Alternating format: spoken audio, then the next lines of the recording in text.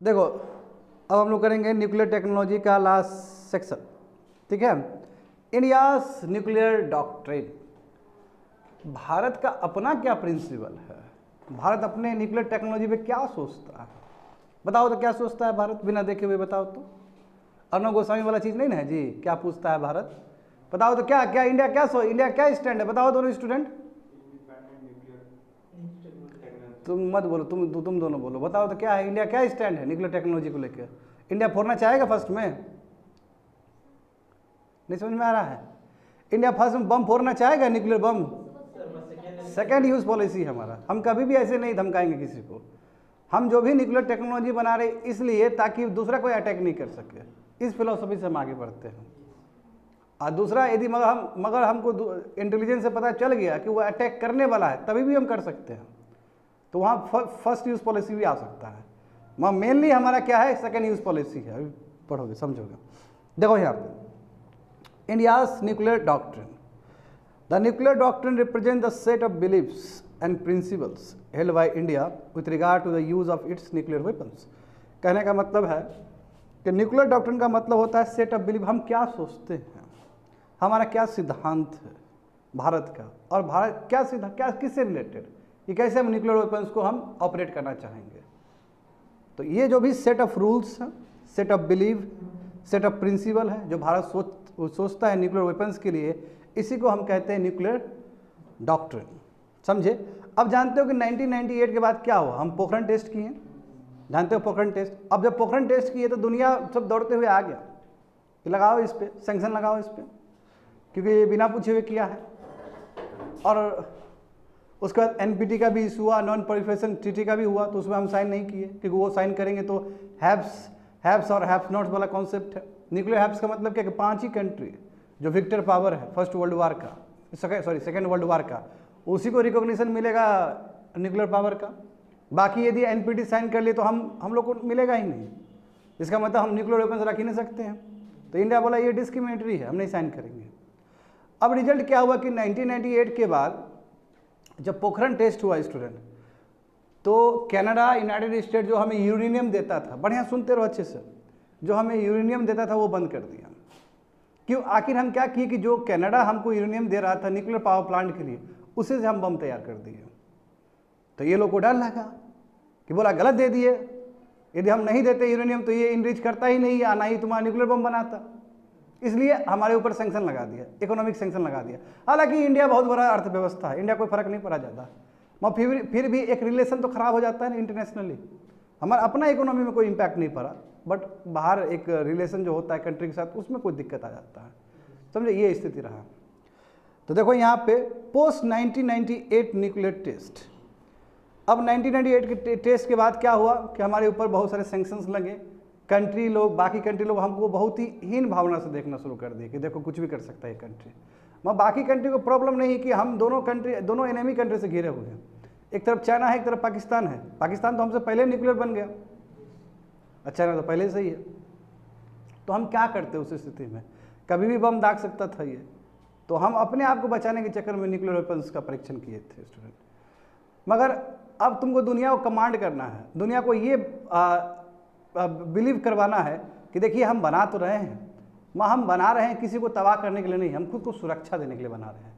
तो जैसे ही इंडिया ने ये चीज़ पे काम किया, यानी कि इस तरह का लिखा, डॉक्यूमेंट्स बनाया, तब वर्ल्ड को भी भरोसा हुआ कि ठीक है इंडिया जो कर रहा है वो ठीक ही कर रहा है, तो ऑटोमेटिकली सैंक्शन हटा दिया गया। समझ गए? तो वही चीज़ लिखा गया देखो यहाँ पे कि 1998 के न्यूक्लियर टेस्ट के बाद क्या हुआ। India came up with the comprehensive nuclear doctrine, है ना, एकदम कम्प्रिहेंसिव न्यूक्लियर डॉक्ट्रिन के साथ वो आया है। और जो भी डाउट्स थे, जो भी मिसअंडरस्टैंडिंग था दुनिया में इंडिया को लेके कि देखो इंडिया परीक्षण किया, आप कुछ भी कर सकता है, किसी को भी अटैक कर सकता है, डर लग रहा था ये लोग को। ऐसे देखते हो ना, हम लोग नॉर्थ कोरिया से कितना डरता है यूनाइटेड स्टेट्स, कभी कुछ भी कर सकता है। तो उस समय स्थिति तो ऐसा ही रहा होगा इंडिया के साथ भी, जो डर था ये लोग का कुछ भी कर सकते, ये सब डाउट को क्लियर कर दिया हमारे इंडियन प्रिंसिपल्स ने, इंडियन न्यूक्लियर डॉक्ट्रिन ने। समझ गए? Cabinet committee on security initiated the details in 2003। और हमारा जो कैबिनेट कमिटी है सिक्योरिटी से रिलेटेड, उसने 2003 में बता दिया, सभी चीज़ बता दिया कि हम डॉक्ट्रिन में क्या क्या चीज़ रखते हैं। अभी थोड़ी देर में बताएंगे, नेक्स्ट स्टैंड पढ़ेंगे क्या चीज़ है। तो through the doctrine India had clarified it's stand both nationally and internationally and had earn valuable global support and credibility.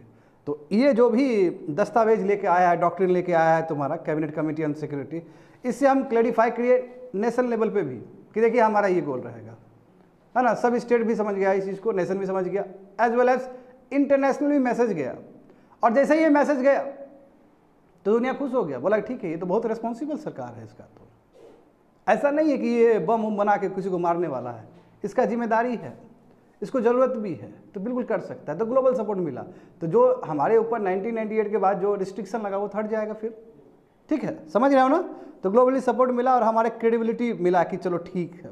तो पहले समझते आखिर ऐसा क्या बात है हमारे इंडिया न्यूक्लियर डॉक्ट्रिन में कि जिसको ग्लोबली सपोर्ट मिला है ना, क्रेडिबिलिटी मिला है कि चलो बहुत अच्छा है, कोई दिक्कत नहीं है।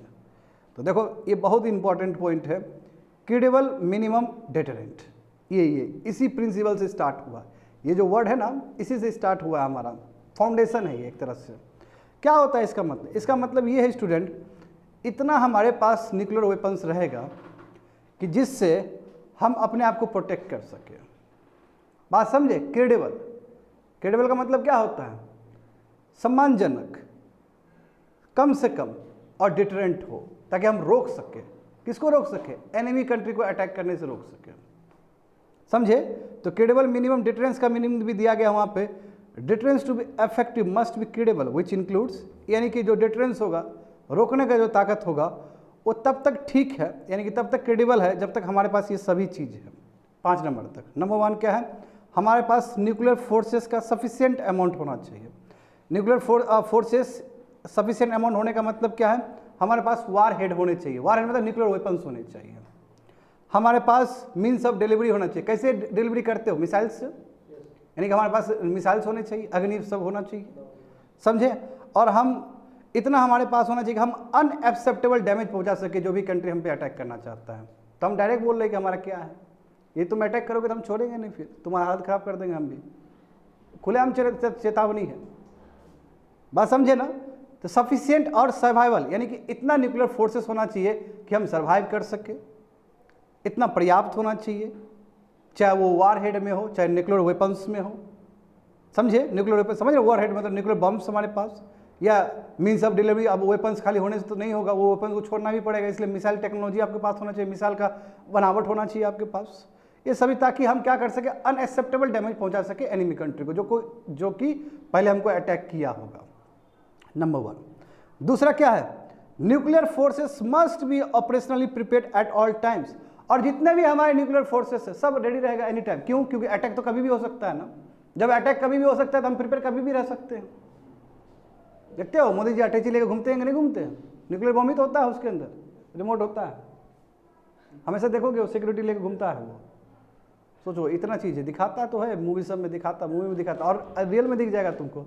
परेड में देखना है तुम लोग 15 अगस्त को, 26 जनवरी को अटैची एक साइड में दिखेगा तुमको। हाँ, रिमोट कंट्रोल। प्रधानमंत्री है, प्रधानमंत्री, हाँ बिल्कुल, प्राइम मिनिस्टर। मैं बताऊंगा थोड़ी देर में।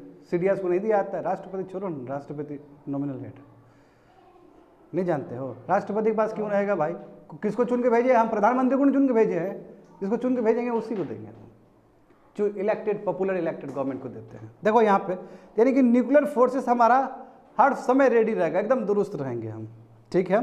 तीसरा देखो, effective intelligence and early warning capability, यानी कि हमारा जो इंटेलिजेंस सिस्टम है बेहतरीन होना चाहिए, ठीक है। और अर्ली वार्निंग सिस्टम, देखो अटैक कर रहा है वो, यह अटैक करने वाला है, इनपुट मिल गया, जिससे पुलवामा अटैक हुआ ना, उसके बाद एक और अटैक होने वाला था हमारे कंट्री में, हमने बहुत जल्दी ही डिटेक्ट कर लिया उस चीज़ को और नहीं होने दिए। तो इसलिए अर्ली वार्निंग सिस्टम होना चाहिए, ठीक है। यही है, यानी कि क्रेडिबल मिनिमम डिटरेंस में ये भी एक आता है वर्ड, समझ गए student. A robust command and control system, very very important. एक कंट्रोल सिस्टम बहुत ही कमांड होना चाहिए। कंट्रोल सिस्टम का मतलब क्या है? अरे भाई न्यूक्लियर वेपन जिम्मेदारी वाला चीज़ है, अब नॉन एक्टर के हाथ में आ जाएगा तो, यानी कि टेररिस्ट ऑर्गेनाइजेशन के हाथ में आ जाएगा तो फिर तबाह हो जाएगा ये, तो वहाँ तक नहीं जाना चाहिए। और दूसरी बात है कि जो परवेज मुशर्रफ के साथ हुआ था वो इंडिया में ना हो। जैसे वहाँ पे जो मिलिट्री शासन लग गया ना, तुरंत मिलिट्री कुप कर दिया। हमारा इंडिया में मिलिट्री कुप नहीं हो सकता है, 100 साल बाद भी नहीं हो सकता, क्योंकि पावर इतना अच्छे से डेलीगेट किया गया है इंडिया में। यहीं इंडिया और पाकिस्तान अलग हो जाता है। अभी भी मोदी जी के सामने में झुक के बात करेगा फिर, चाहे ब्रिगेडियर हो, लेफ्टिनेंट हो, कुछ भी हो, सब बच्चा है मोदी जी के सामने में, प्रधानमंत्री के सामने में। तो जो हमारा जो सिविल गवर्नमेंट है ना, वो उसका स्तर बहुत ऊपर है, और यही कारण है कि इतना बढ़िया से चला है। तो वही चीज़ बताया गया कि रोबस्ट कमांड और कंट्रोल सिस्टम होना चाहिए। रोबस्ट कमांड कंट्रोल सिस्टम का मतलब क्या है? It must be under the guardianship of prime minister. Nuclear weapons का ये मिलिट्री को नहीं देंगे, CDS को नहीं देंगे, आर्मी चीफ को नहीं देंगे ये सब चीज़। And last one, the will to employ nuclear forces. और हाँ, इच्छा शक्ति न्यूक्लियर फोर्सेस को एम्प्लॉय करने का। क्या होता है एम्प्लॉय? यदि उधर अटैक किया उधर से, तो I can also attack. Will power, ये तो बहुत जरूरी है। नहीं तो कई बार होता है ना, सोच रहे हो बैठ के कि करे कि नहीं करे। नो, जैसे मोदी जी एयर स्ट्राइक करवाए कि नहीं करवाए पाकिस्तान में, तो क्या है? This the will power. समझे? विल पावर है जी ये। होप से समझ में आ गया होगा तुम लोग। क्रेडिबल मिनिमम डिटरेंस का मतलब क्या होता है?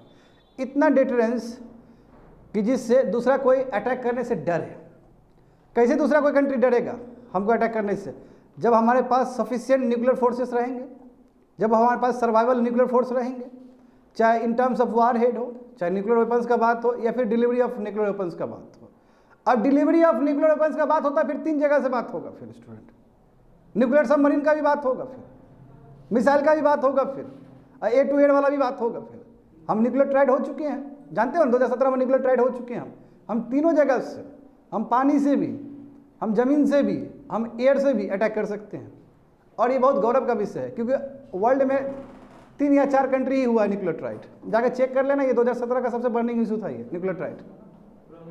हाँ, ब्रह्मोस। हाँ, न्यूक्लियर सबमरीन भी तो हमारे पास है ही अब। ठीक है स्टूडेंट, समझ गए ये सभी पॉइंट? हाँ, इफेक्टिव इंटेलिजेंस सिस्टम होना चाहिए, हमारा nuclear forces any time ready होना चाहिए, robust command and control system होना चाहिए, एंड द विल पावर होना चाहिए न्यूक्लियर फोर्सेस को एम्प्लॉय करने का, यानी कि उसको यूज़ करने का। खाली है अटैची है, घूम रहा है, काम ही नहीं आ रहा है उसको, तो what is the significance of having attache in the hands of, है ना, सिक्योरिटी फोर्सेस? क्या फ़ायदा है उस चीज़ का, बताओ जरा। हाँ, अटैची ज़्यादा समझोगे। देखो यहाँ पे, देखो ब्रह्मोस है कि नहीं है, देखो। ठीक है, हम लोग परीक्षण कर, हम लोग दिखाते तो हैं 26 जनवरी समय दिखाते हैं सबको दिखाते। वहाँ हमसे भी ज़्यादा चाइना दिखा देता है। दिक्कत ये है ना, उसके पास बहुत ज़्यादा है। चाइना जो करता है, जब देखता है कि इधर उधर थोड़ा सा रिलेशन स्ट्रेन हो रहा है, परीक्षण करवाओ, फोटो फिर वायरल करेगा उसका। यहाँ पे देखो 1 नंबर समझ गए ना, और भी है। देखो इंडिया, जैसे कि तुम लोग बोले हो, नो फर्स्ट यूज पॉलिसी, हम पहले यूज़ नहीं करेंगे। यानी कि nuclear weapons will be used only in the retaliation against a nuclear attack. यदि कोई न्यूक्लियर अटैक कर दे तो उसके रिटेलिएशन में करेंगे। रिटेलिएशन समझते हो? उसके बदले में करेंगे। ठीक है, कहाँ कर सकते हैं हम लोग? या तो हम इंडियन टेरिटरी में कर सकते हैं, क्योंकि हमारे इंडियन टेरिटरी में अटैक हुआ, या फिर हमारा कोई भी इंडियन फोर्सेस कहीं दूसरे जगह था और उसको अटैक कर दिया। जैसे मान लो कि हमारा इंडियन फोर्सेस लेट से जापान में था और वहाँ पे अटैक कर दिया, तो ठीक है, हम जापान में फिर से अटैक करेंगे, या फिर जो भी कंट्री किया है उस कंट्री पे अटैक करेंगे। तो हमारा न्यूक्लियर फोर्सेस कहीं पे भी दूसरी जगह पे भी रहे, वहाँ पे भी अटैक हुआ है, तो हम उस कंट्री में भी जाकर अटैक कर सकते हैं। बात समझ नहीं कि हमारे इंडियन टेरिटरी में ही वो अटैक हुआ हो, हमारे जवान के ऊपर कहीं दूसरी जगह पे भी अटैक हुआ है, तो वी आर कैपेबल। ये पॉइंट इंपॉर्टेंट है। देखो, against the nuclear attack on Indian territory और एन इंडियन फोर्सेस एनीवेयर। समझ गए ना? Nuclear retaliation to first strike will be massive and design to inflict unacceptable damage. देखो ये वार्निंग है, ये वार्निंग है दुनिया के लिए। क्या वार्निंग है? कि हम फर्स्ट स्ट्राइक पॉलिसी आप तो कर लिए, फर्स्ट स्ट्राइक तो कर दिए, मगर जो हम यहाँ से रिटेलिएशन करेंगे, करारा जवाब मिलेगा, अनएक्सेप्टेबल डैमेज मिलेगा आपको। तो ये कहने का मतलब ये डायरेक्ट वार्निंग है। जो हमारा जो न्यूक्लियर डॉक्ट्रिन को देखेगा तो ये पॉइंट देखेगा, लगेगा कि हाँ चलो ठीक है।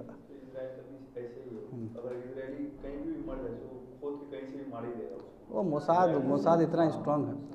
यहाँ पे देखो कैसे काम करता है स्टूडेंट, ये देखो, nuclear retaliatory attacks to be authorise. कौन ऑथराइज करेगा इसको कि रिटेलिएटरी मतलब सेकंड यूज पॉलिसी करना है? कौन करेगा ये चीज़? Only by the civilian political leadership. यानी कि जो मैंडेट है, जिसको मिला है मैंडेट सिविलियन गवर्नमेंट को, वही कर सकता है। ठीक है, और उसके लिए एक न्यूक्लियर कमांड अथॉरिटी भी है। न्यूक्लियर कमांड अथॉरिटी के जो चेयरमैन होते हैं वो खुद प्रधानमंत्री होते हैं।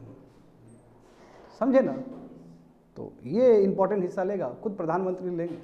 और उसमें एक होता है, ये बहुत इंपॉर्टेंट है, एक पॉलिटिकल, हाँ वही न्यूक्लियर कमांड अथॉरिटी हो गया, पॉलिटिकल काउंसिल होता है इसमें चलने के लिए, 2 काउंसिल होता है इनके न्यूक्लियर कमांड अथॉरिटी को देखने के लिए ना, कह सकते हो इसी का अंग है। एक पॉलिटिकल काउंसिल है, एक एग्जीक्यूटिव काउंसिल है। पॉलिटिकल काउंसिल का अनडाउटली पीएम हेड होंगे, बट जो एग्जीक्यूटिव काउंसिल है जो एग्जीक्यूट करेगा वो none other than NSA, national advisory security adviser. कौन है अभी? अजीत डोभाल।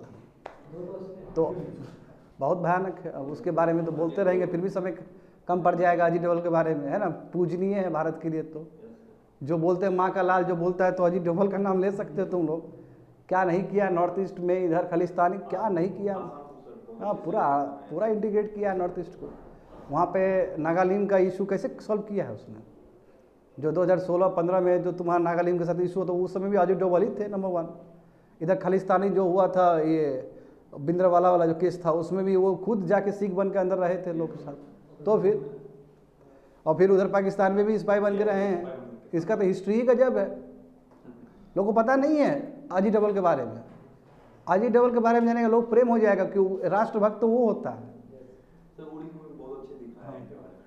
देखो कितना बड़ा जिगरा है वो बोलता है हम कुछ सोचते ही नहीं है, हम कुछ सोचते ही नहीं, हम चल जाते, आगे क्या होगा देखा जाएगा। अरे बहुत खतरनाक है ऐसे देखो दोनों कितना है, अंगद और वो क्या बोलते हैं हनुमान जी वाला वो है। नहीं अच्छा है, पता है हमें खुश होना चाहिए, पता है इतने राष्ट्रभक्त भक्ति वाला आदमी ऑफिस बहुत बड़ा है, ये लोग बहुत करके दिखाया, हम लोग तो बोलते हैं ये लोग करके दिखाया, प्रूवन आदमी लोग है ये सब। तो देखो उसी के अंडर है ये। देखो अब हम यानी कि पॉलिटिकल जो हेड है उसको अनडाउटली जो पॉलिटिकल काउंसिल के जो हेड होंगे पीएम होंगे, ये फाइनल अथॉरिटी होगा इनका डिसीजन लेने का, ठीक है। न्यूक्लियर कमांड अथॉरिटी का ही वो है, काउंसिल है वो एक्चुअली।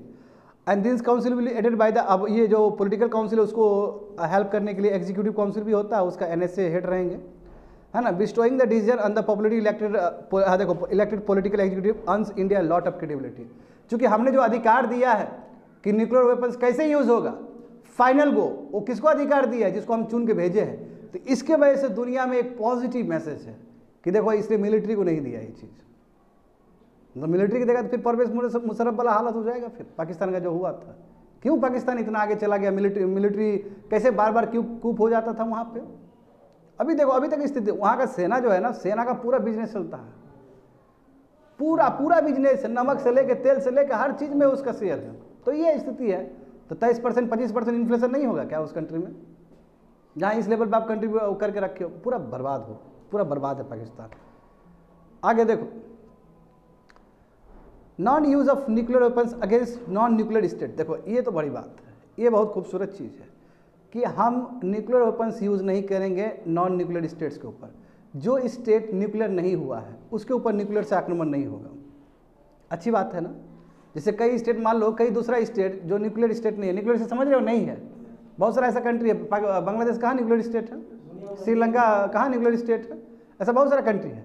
मान लो वो अटैक करता है तो उसको कन्वेंशनल वेपन से लड़ेंगे, उस पर न्यूक्लियर नहीं छोड़ेंगे हम।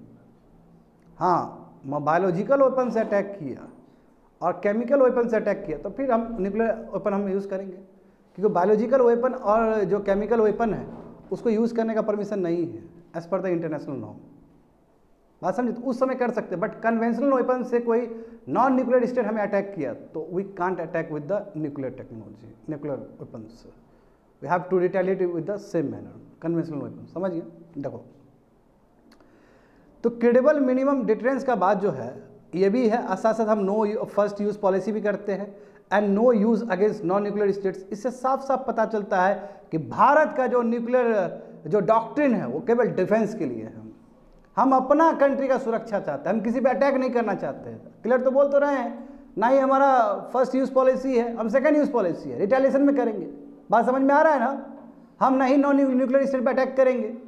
समझ गए, क्रेडिबल मिनिमम डिटरेंस के लिए हमने जो भी बनाया है, तो इसका मतलब क्या हुआ, इसका मतलब यह है कि भारत जो भी न्यूक्लियर वार हेड्स पे काम कर रहा है वो अपना डिफेंसिव मैकेनिज्म के लिए है, तो ये इससे भी क्रेडिबिलिटी होगा, फिर दुनिया में अच्छा पॉजिटिव मैसेज आएगा। Continuation of strict control on export of nuclear and missile materials and continue moratorium on testing. देखो बहुत इंपॉर्टेंट है ये। इसका मतलब क्या है कि फुल कंट्रोल, हमारा जो न्यूक्लियर वेपन से कहीं एक्सपोर्ट नहीं करने देंगे हम, क्योंकि मान लो कि हम एक्सपोर्ट करने देते हैं और ईरान जैसा कंट्री या दूसरे जैसा कंट्री जहाँ पे चांस है कि गलत तरीके से यूज़ हो जाए, तो हमारे क्रेडिबिलिटी पे फिर तो सक जाएगा। इसलिए हम स्ट्रिक्ट कंट्रोल करेंगे, हम एक्सपोर्ट नहीं करेंगे हमारे न्यूक्लियर या मिसाइल से रिलेटेड टेक्नोलॉजी सब। साथ साथ मोराटोरियम पे भी हम क्या करेंगे, मोराटोरियम लगाएंगे टेस्टिंग पे, यानी कि हम टेस्टिंग नहीं करेंगे। जैसे बहुत सारा कंट्री टेस्टिंग करके डराता है ना बहुत सारा कंट्री को, तो हम मोराटोरियम लगा दिए टेस्टिंग पे, यानी कि हम बैन कर दिए, हम टेस्टिंग वेस्टिंग नहीं करेंगे। हो गया, पोखरण टेस्ट हो गया, ठीक है। Will not do testing on nuclear weapons, नहीं करेंगे हम लोग, क्योंकि टेस्टिंग करोगे डर रहता है ना। जैसे नॉर्थ कोरिया बार बार टेस्टिंग करता है कि नहीं करता है, इससे पूरा वर्ल्ड में डर होता है कि कहीं भी फेंक देगा ये, तो वो नहीं डराएंगे हम दुनिया को। तो अब देखो जितने भी प्रिंसिपल्स है, जिससे साफ साफ तुमको पता चल रहा होगा, तो ग्लोबल दुनिया क्यों नहीं खुश होगा हमारे प्रिंसिपल्स से। India to retain the option of retailing with the nuclear weapon in the event of, देखो यही मैंने कहा है, हाँ कन्वेंशनल वेपन जब उधर से छोड़ेगा तो हम अटैक नहीं करेंगे न्यूक्लियर वेपन से, बट यदि बायोलॉजिकल और केमिकल वेपन्स उधर से छोड़ दिया तब तो हम छोड़ देंगे यहाँ से न्यूक्लियर वेपन्स भी, क्योंकि केमिकल और ये जो बायोलॉजिकल वेपन्स है वो कहीं पे भी परमिशन नहीं है छोड़ने का। जानते हो ना वियतनाम वॉर में कितना ज़्यादा तुम्हारा यूज़ हुआ था केमिकल वेपन्स, जानते हो ना तुम लोग, बहुत ज़्यादा यूज़ हुआ था। अब बायोलॉजिकल वेपन मतलब जैसे कोविड वैक्सीन, कोविड हो गया, वो बायोलॉजिकल है वो। जैसे एग्जाम्पल याद करो तुम लोग, वियतनाम में दोनों ही यूज़ हुआ है, केमिकल और बायोलॉजिकल दोनों ही यूज़ हुआ है। जानबूझ के तुमने बना दिया ऐसा वायरस जो लोग के कॉन्टैक्ट में मर रहा है। जैसे जापान में भी हुआ था ये चीज़ बहुत पहले, सेकेंड वर्ल्ड वॉर के टाइम में। यदि उससे अटैक किया कोई कंट्री तब हम न्यूक्लियर वेपन से हम अटैक कर सकते हैं।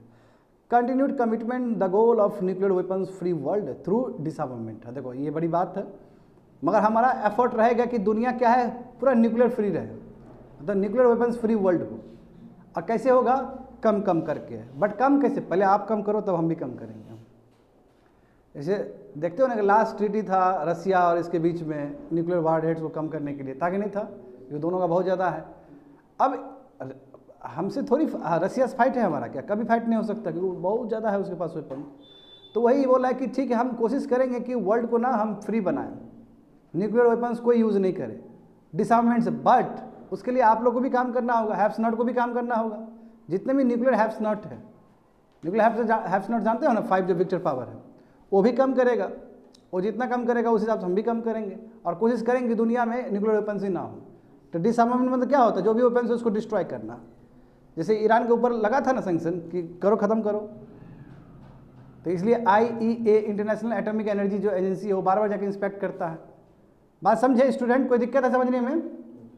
आगे देखो, अब यहाँ पे समझो कि issues over no first use policy. अब यहाँ पे डिबेट है कि जो हमने नो फर्स्ट यूज़ पॉलिसी को किया था क्या ये सही है, क्योंकि ये उतना नुकसानदायक भी है, जितना सही है उतना नुकसानदायक भी है। तो पहले समझते हैं पॉजिटिव वाला डिबेट का पॉजिटिव साइड की सही है। देखो, इंडियाज रिस्ट्रेंट पोस्चर, यानी कि इंडिया बोला कि हम पहले अटैक नहीं करेंगे और हम रिटेलिएट में करेंगे, that is called restraint posture. जो हमारा ये फिलॉसफी है या फिर जो प्रिंसिपल है कि हम रिस्ट्रेंट पोस्चर पे करेंगे, तो इससे हमारा जो इंटरनेशनली जो है ना छवि बहुत बेटर हुआ है। और जो भी हमारे ऊपर सैंक्शन था, देखो जो इकोनॉमिक सैंक्शन था वो ख़त्म हो गया। जो डिनाइल रिजिम्स था, डिनाइल रिजिम मतलब कि नहीं ये इंडिया को नहीं देंगे न्यूक्लियर टेक्नोलॉजी, इंडिया को न्यूक्लियर फ्यूल नहीं देंगे, ये जो ये लोग बना लिया आफ्टर पोखरण टेस्ट वो सब रिमूव कर दिया। अब इंडिया को मिलता है, बट इंडिया को जो भी मिलता है वो सब न्यूक्लियर रिएक्टर्स के लिए मिलता है। और न्यूक्लियर रिएक्टर किसके लिए, पीसफुल पर्पज़ के लिए, यानी कि इलेक्ट्रिसिटी जनरेशन के लिए। समझ में आ रहा है? तो इससे हमको फ़ायदा क्या हुआ कि जितने भी टेक्नोलॉजी डिनाइल रिजिम्स था वो सब रिमूव हो गया, इकोनॉमिक जो सैंक्शन लगा था वो सब रिमूव हो गया, और सिविल न्यूक्लियर कोऑपरेशन एग्रीमेंट होना शुरू हो गया। क्या होता है, अलग अलग कंट्रीज से ये सिविल न्यूक्लियर कोऑपरेशन एग्रीमेंट सबसे पहले हमारे साथ यूनाइटेड स्टेट्स के साथ हुआ था 2008 में। हाँ बताएं थे तुम लोग को, यूनाइटेड स्टेट्स और इंडिया का जो रिलेशन था ओवर द पीरियड, उसमें 2008 का था ना जिक्र। यहाँ पे ध्यान दो, इसका फ़ायदा क्या हुआ कि इकोनॉमिक सैंक्शन खत्म हो गया हमारे ऊपर, और जो भी डिनाइल रिजिम था, टेक्नोलॉजी डिनाइल रिजिम जो कि हमको पहले नहीं देता था, क्योंकि पोखरण टेस्ट के बाद हमको नहीं देगा वो, क्योंकि हम इतना बड़ा चीज़ कर दिए, तो वो भी बोला कि कोई बात नहीं अब हम तुमको देंगे कोई एनर्जी जो बनाया गया था नेशनल न्यूक्लियर सप्लायर ग्रुप्स, ठीक है, तो वो भी मान गया कि आप दे देंगे इसको। और तीसरी बात है कि सिविल न्यूक्लियर डील होना शुरू हो गया अलग अलग कंट्री के साथ। अब सिविल न्यूक्लियर डील हो गया, फायदा क्या कि जानते हो कि इंडिया में यूरेनियम तो है नहीं, और हम अभी फर्स्ट स्टेज और सेकंड स्टेज में चल रहे हैं। थर्ड स्टेज 2050 के बाद आएगा, तो थोरियम यूज होगा तो थर्ड स्टेज में यूज होगा।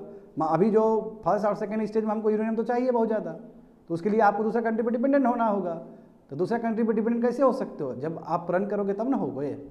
तो इसलिए ये सब बेटर है हमारे लिए कि हमारा जो, तो इसका बेनिफिट मिला है एक्चुअली हमें, जो सेकेंड यूज़ पॉलिसी का बेनिफिट हमें मिला है कि अब हमें न्यूक्लियर सप्लाई हो सकता है, न्यूक्लियर फ्यूल आ सकता है, ये सभी चीज़। Complex command and control and sophisticated intelligence and surveillance system are necessary for a first used posture. अब देखो ये बहुत बड़ी बात कह दिया है। अब एक तरफ तो तुम बात करते हो कि सेकेंड यूज़ पॉलिसी है ना, फर्स्ट यूज़ पॉलिसी नहीं, सेकेंड रिटेलिएशन में करेंगे। मगर दूसरी बात ये भी क्लॉज है हमारे पास कि हम फर्स्ट भी यूज़ कर सकते हैं, ऐसा नहीं कि हम फर्स्ट यूज़ नहीं कर सकते, बट फर्स्ट यूज़ करने से पहले हमारा जो इंटेलिजेंस सिस्टम होना चाहिए वो बहुत ही कॉम्प्लेक्स होना चाहिए, बहुत ही गजब होना चाहिए कि पहले ही हम भांप लें। और यदि हम किसी पे अटैक करें, लेट से हम पाकिस्तान पे अटैक कर रहे हैं, तो हम कम से कम इंटरनेशनली हम ये बोल सके देखिए ये अटैक करने वाला था हमको, तब जाकर हम अटैक किए। तो उसके लिए आपका इंटेलिजेंस सिस्टम बहुत ही खतरनाक होना चाहिए, जो कि इंडिया से अभी एक्सपेक्ट नहीं कर सकते हो तुम। टाइम लगेगा, क्यों? अब जो इजराइल का इंटेलिजेंस है वो इंडिया बना लेगा क्या? इजराइल का झुटपुटिया वाला पेगासस तो इंडिया में देखते कितना हमारा कांड कर दिया।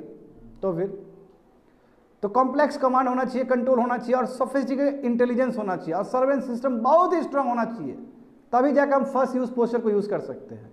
फर्स्ट यूज पोस्चर का मतलब क्या होता है?